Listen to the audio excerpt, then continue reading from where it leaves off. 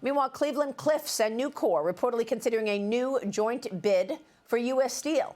Cleveland-Cliffs hoping to acquire the company in a cash deal, then sell off the Big River Steel subsidiary to Nucor. The Wall Street Journal putting this offer at more than $30 a share. Cleveland-Cliffs CEO Lorenzo Gonzalez speaking yesterday, but offered few details on a potential bid. Watch this. The problem is we can't make anything happen until the current management and the current board of U.S. Steel make the decision to abandon, that's the term, it's harsh, abandon the merger agreement with Nippon Steel. Until they do that, we can't do anything. We have our hands tied. If I present an offer today, they can't take it. Until the deal is abandoned, anything that we try to execute is a speculation. The important thing is what I told Governor Shapiro this morning on the phone. We have an all-American solution. Over the weekend, the Biden administration extended the deadline for Nippon to drop its planned acquisition until June 18th. Joining me now is the man himself, the CEO of Cleveland-Cliffs, Lorenzo Goncalves. Cleveland-Cliffs is a leading North America-based steel producer focused on value-added sheet products, particularly in the automotive industry. Lorenzo, thank you so much for being here. What is the status of this deal? You mean the deal between U.S. Steel and Nippon Steel? I believe that's the one you are asking me for. Well, that one was blocked on national security grounds. I know it was blocked on national security, but you just said in that press conference that Nippon still has its bid out there. Yeah, as far as I know, national security is not for sale. National security is a serious issue. Yesterday in Butler, Pennsylvania, we demonstrated what 5 years of working together with the workforce, working together with the local authorities, mayor, the county commissioner, the sheriff that was there. Big shout out to the sheriff. They were all there with me. The community knows very well that what 5 years of good management, 5 years of working together with the people on the ground can change everything and protect national security. So national security is not for sale. Of course, it's not. But the issue of you actually getting a chance to acquire U.S. Steel and gaining the scale that you are talking about that you need in getting larger, when would the timing? What would the timing look like? You need Nippon to pull out officially before you could actually make this deal, make this offer. President Biden's order, the original order, said that they had to pack and go by February 2nd.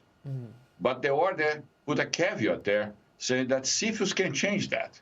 So the next thing that happened was Tony Blinken, Secretary of State, went to Japan to a farewell visit to Japan. And over there, the Prime Minister of Japan was very, very upset, apparently.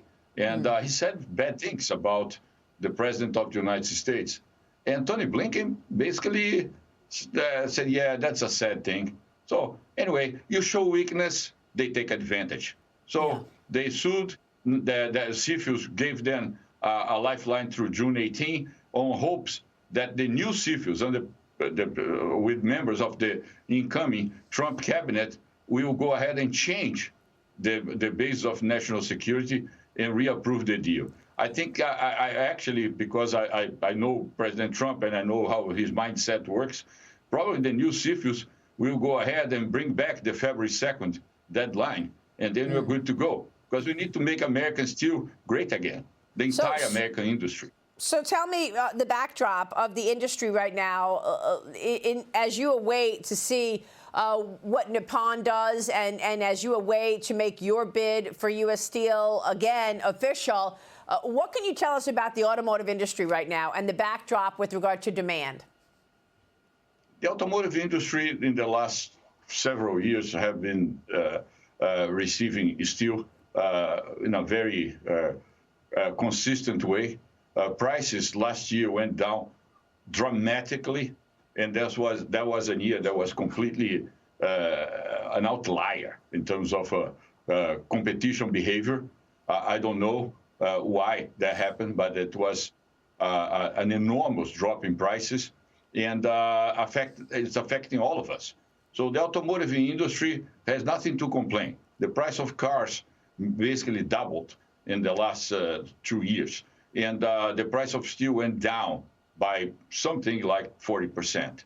So we are not contributing for their problems, and we are fighting to continue to supply steel made in the United States, melted and poured in the United States, for cars that will be built in the United States using American workers. And that's pretty much what the Trump agenda is. Well, we need them to, we can't wait another 6 days to have the new administration in place doing the things that we need to be done, because we absolutely need to make manufacturing great again and the steel industry strong again. So do you want to see tariffs on international competitors? I mean, is that one of the issues, the steel dumping in the United States? Yeah, dumping is a serious issue. Dumping killed the American steel industry over the last 3 or 4 decades. And yesterday, I made abundantly clear that Nippon Steel, when I say Japan, I'm saying Nippon Steel. It's not the country of Japan. Right. The country of Japan is a good ally of the United States. The Japanese people are good people. But Japan, for me, is Japan Steel. Nippon is Japan. Nippon Steel is Japan Steel. And Japan Steel is evil. Japan Steel taught China the art of overcapacity, the art of overproduction, the art of taking advantage of other countries. Yeah. And the United States is always in the recipient end of this overcapacity. So President Trump will end that. Well, look, they're blaming you. You know that. They're blaming you for messing up their deal, U.S. Steel and Nippon Steel, saying that you were talking against the deal.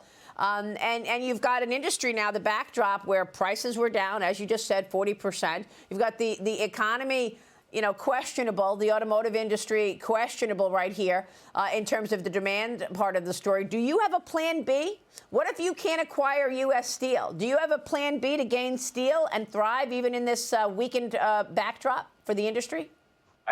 I had a plan B if President Biden or Vice President Harris would, because they change a lot there. But anyway, President Biden was reelected or Vice President Harris was elected. I knew that there was a lot of work inside the Biden administration to bring Nippon Steel in.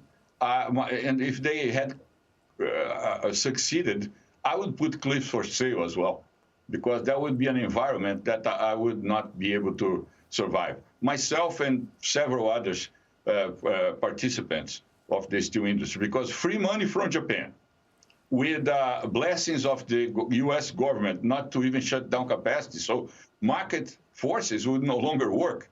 It would be free money sponsored by a country, and the American administration having a say, an ultimate say on if a plant would shut down or not shut down, not the market dynamics.